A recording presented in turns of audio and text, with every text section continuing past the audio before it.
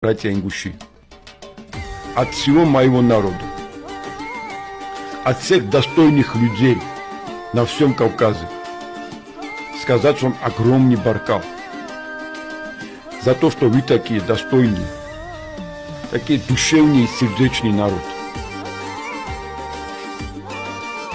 У меня слов не хватает еще как-то выразить свое уважение к вашему народу. За все вам спасибо, за историю с грузинами, за ваше братство и верность к моему народу. И я хочу сказать спасибо Всевышнему за то, что Он нам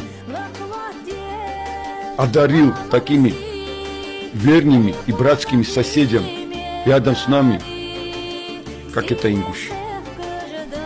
С большим уважением, любовью,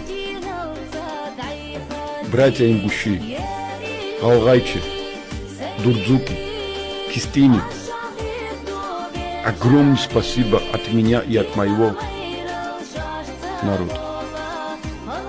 Мира вам, счастья вам, братья ингуши, благополучия и всего хорошего, что ваше сердце пожелает для себя и для своего народа и для своей семьи.